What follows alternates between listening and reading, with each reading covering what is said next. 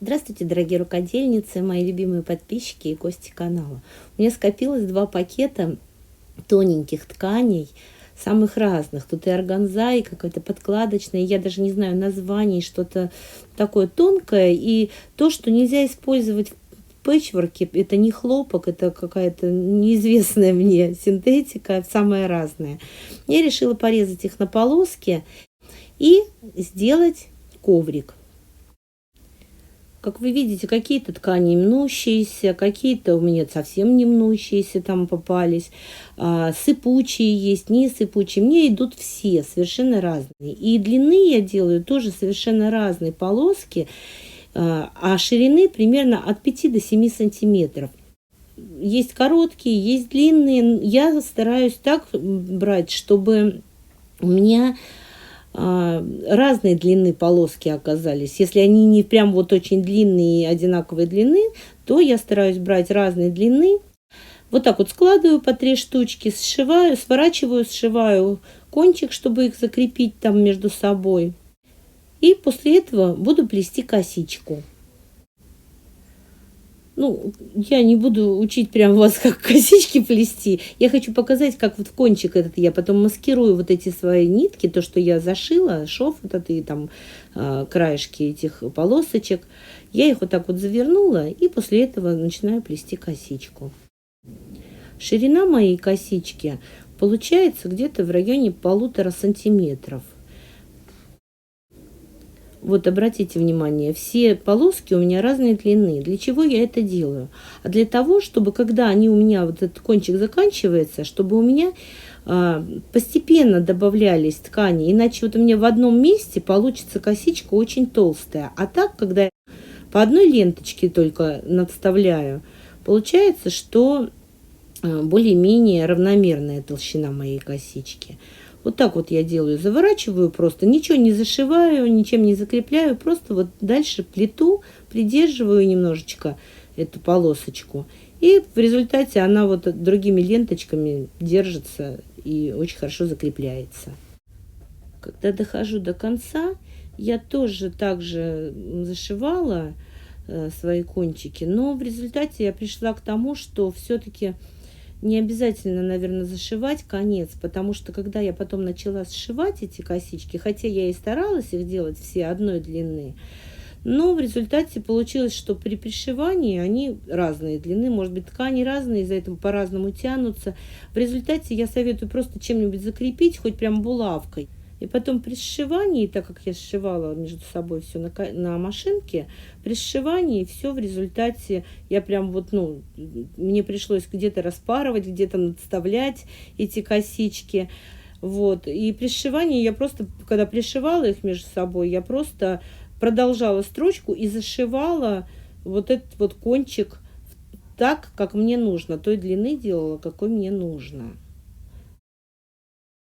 В результате я наделала целую кучу таких косичек разноцветных. Какие-то я там добавляла ленточки, какие-то не добавляла, были длинные ленты. Но я их на себя примеряла даже. Очень симпатично получается. Но дальше я откладываю их и беру джут. Я уже показывала, как делать вот из джута такую как бы косичку. Просто делаю петельку, вставляю в нее крючок и вот так вот протягиваю. Это называется воздушные петли. То есть я делаю обычные воздушные петли, прям много. И я в результате сделала прям вот парочку таких мотков. Вот 2 маленьких клубочков, которые я сейчас покажу, не хватило. Мне пришлось еще столько же наплести. Дальше я беру свою косичку из ткани, беру косичку из джута и иду на машинку и буду пришивать зигзагом на машинке их между собой. Я сделала натяжение верхней нитки прям вот на максимальную, у меня прям 9 максимальная, вот на нее я сделала, потому что здесь достаточно толстая получается эта косичка из ткани. И поэтому сделала вот такое большое натяжение верхней нитки. Ну, вот совершенно обычно пришиваю. Иголка у меня, по-моему, 100 универсальная стоит. Надо, главное, следить, чтобы не пропустить, вот, чтобы они вместе были.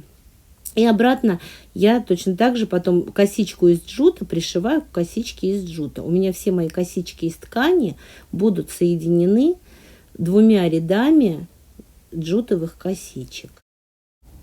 Вот смотрите, я сняла с машинки, чтобы подробнее показать. Завязываю сначала узелок, нитки нам надо завязать же в любом случае.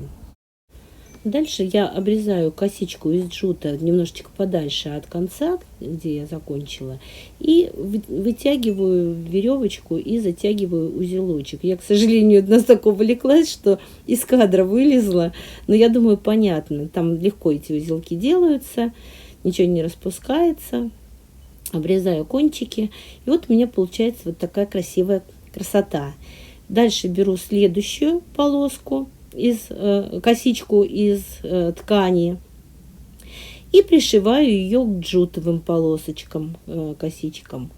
И так продолжаю, пока мне не надоест или пока я не сделаю весь коврик. Вернусь, когда уже сделаю. Я закончила свой коврик. Он у меня получился по размерам где-то 75 в длину и где-то 55 сантиметров в ширину.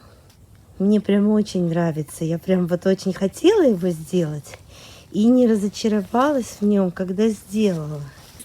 Краешки, посмотрите, вот здесь у меня полоски были короче, чем мне... Почему? Так-то я делала их не короче, но получились почему-то короче. И я вот так вот их джутом надставила. Очень мне нравится. Я его на дачу вынесла. Весь день был дождь, и вдруг кончился. Я хочу сказать, ну, конечно, такие коврики простенькие, косички, они и есть косички. Но мне очень захотелось его сделать. Вот, а я решила, что все, что делаю, я снимаю. Ну, поэтому и сняла. Но я хочу сказать, что это дело не быстрое. Я-то думала, сейчас раз-два и готово, быстренько косичек на плиту, все сошью и все. Но нет, это не так уж и быстро. Вот все, которые сыпались с ткани, ничего страшного. Их можно вообще зажигалочкой обпалить, но я ничего и не делала. Они сами потом, эти нитки, осыпятся лишние, и все. Но получилось именно то, что я давно хотела сделать, а тут как-то совпало, что у меня и время было, и вот эти обрезки как раз скопились ненужные, и нужно было их как раз куда-то деть, утилизировать. Короче, мне все очень нравится. Если вам тоже нравится, ставьте лайк. Конечно же, подписывайтесь на мой канал, если вы еще не подписаны. Пишите свои комментарии. Я всегда с удовольствием их читаю и всегда стараюсь отвечать. И спасибо всем, кто досмотрел до конца.